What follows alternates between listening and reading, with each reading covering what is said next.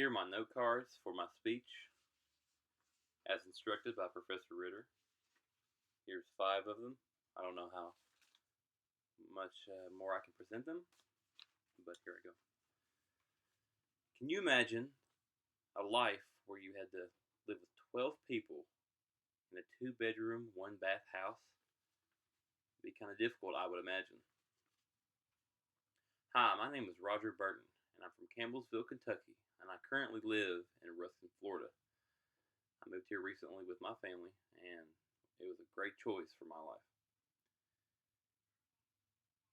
The general purpose of this speech is to provide information about my father and his rough upbringing, and what he eventually came to achieve and realize in his life. I have been his son for 24 years, and I would imagine that a father would not lie to his son. And I also know my father as an eyewitness throughout his whole life, so that will establish my credibility. The specific purpose of this speech is to understand my father's struggle and just to learn some about him and how he developed through life. And my central ideas will be mainly his upbringing and some of the struggles that he had, and just a little bit of a cap of his life. First, I'd like to talk about his hobbies. His hobbies include golf and his business and his rental houses. The reason I say this is because rental houses and his business consume a lot of his life, and he really enjoys making money, so I would count that as a hobby. He also loves golf. I love golf as well. It's something that we play together and that he really enjoys as well as myself. He goes to trips to Florida and plays, so I get to see him then, and it's really fun for his life. Secondly, I'd like to discuss his early life.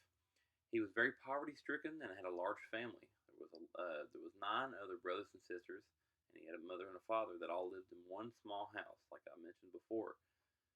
So it was very hard to come by food and pay the bills. And it was right after the Great Depression, so it was a very hard struggle. And that's what formed who he is today, a hard-working man who wants to provide and continuously provides for his family. And lastly, I wanted to explain how he reached his goals, his epiphany, and his realization. He achieved his dreams of becoming rich and, being able to provide for himself and not needing anybody. And he achieved all those goals, but at the end, he realized that money wasn't everything, and that spending time with family and children is much more important, because he feels like that he worked too much. And that's, a problem that you see very often. And in conclusion, thank you for watching my video.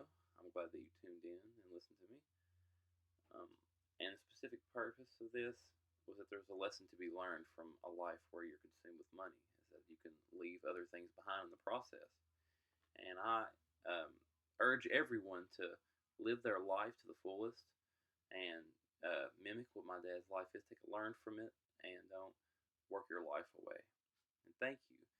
If there's any questions that you would like to ask me, you have my email, and I will gladly answer any of them.